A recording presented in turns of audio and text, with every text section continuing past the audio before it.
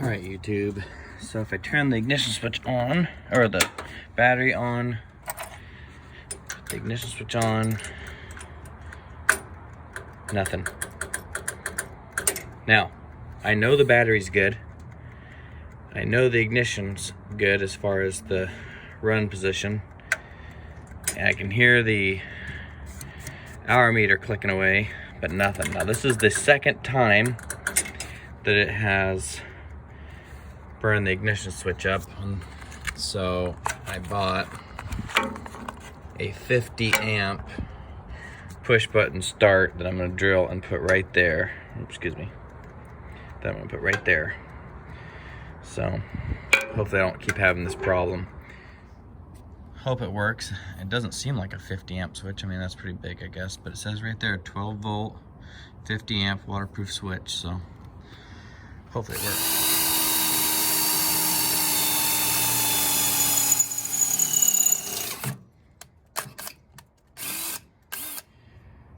This drill bit might take a little bit longer. It's 5/8.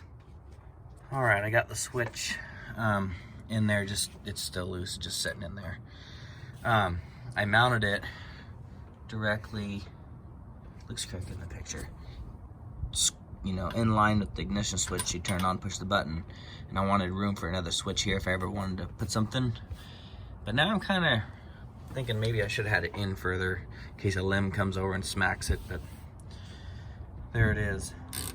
What I'm hoping to do is just pull this, oh there it goes, okay. Switch out and make a jumper. If everything goes the way I'm hoping, should be able to just make a jumper right off the back. We'll see. Well, maybe all that was for nothing. Dark.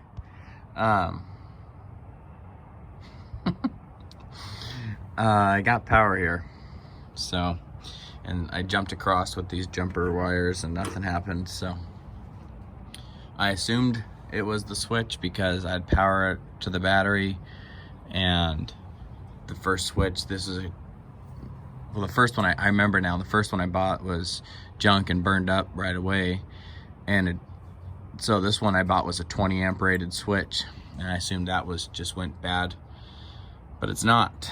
So I'm gonna go check at the starter now.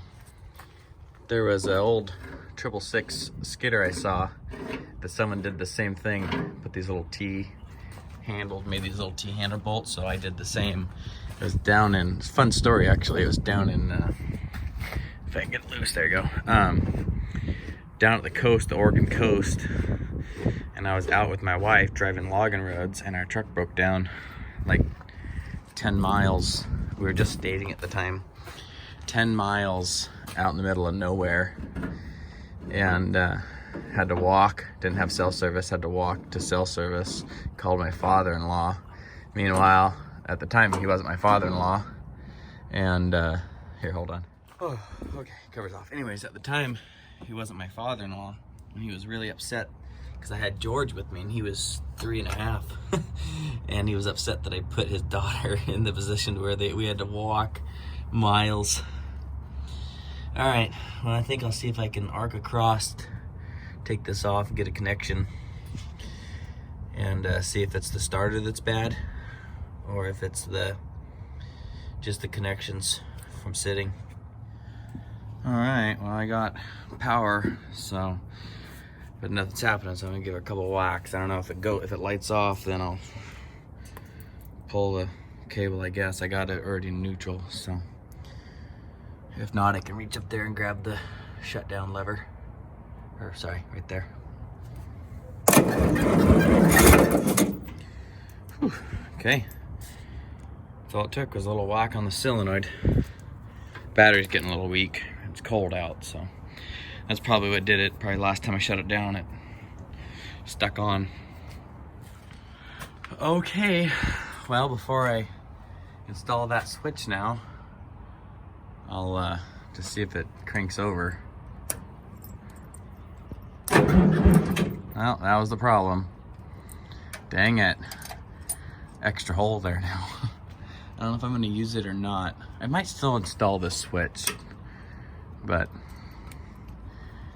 I don't know.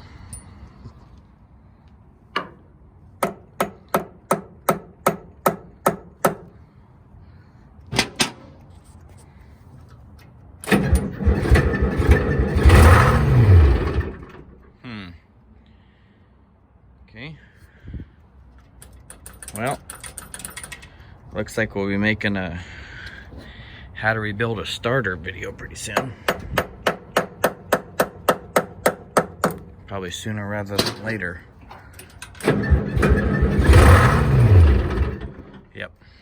All right, YouTube. Talk to you later.